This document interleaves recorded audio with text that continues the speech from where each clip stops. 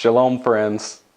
Brent Johnson here, Director of Jacob's Hope, and bring you greetings. Our great team member, Wade Clark, is behind the camera again today, and he and Debbie serve so well here in our Springfield offices, and want to just say this is a season of celebration for Christians. It's Christmas, and for the Jewish people around the world, it's the season of Hanukkah. Coming up on December 12th, it's the Jewish month of Kislev, and it is a great celebration of light and of dedication. And many of you have probably read or know a little bit of the history of the Jewish people and how this Feast of Dedication, Hanukkah, came about.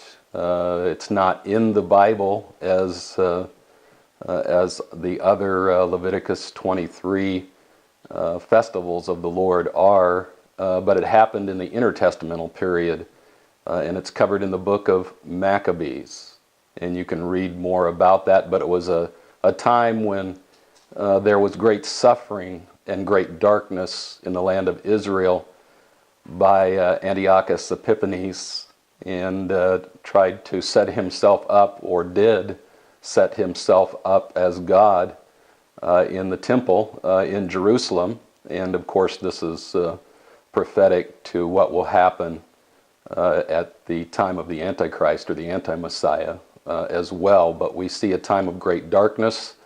People were oppressed. They were trying to stamp out Jewish identity, Jewish religion and custom in favor of Hellenism, but God would not allow that, and raised up Mattathias Maccabee and his son Judah Maccabee, the hammer, to dispel Antiochus Epiphanes and the armies through guerrilla warfare. And as a result, that Seleucid general left the land, and they rededicated the temple. They brought cleansing in and got rid of the defilement, and reestablished what the Lord had intended for temple sacrifice and purposes. God always has a plan. Even though they were outnumbered, God rose to the occasion and drove out that type of anti-Messiah, and brought in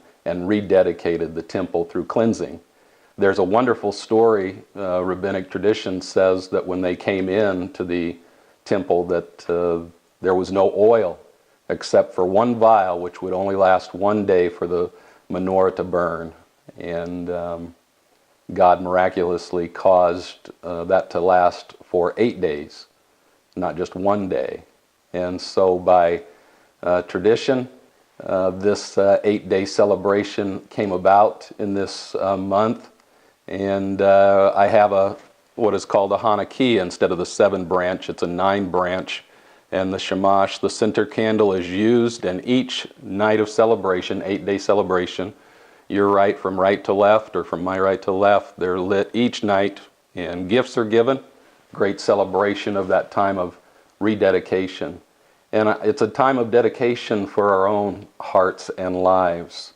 Messiah Jesus said in John 8:12 that he was the light of the world. He who follows me will never walk in darkness, but shall have the light of life.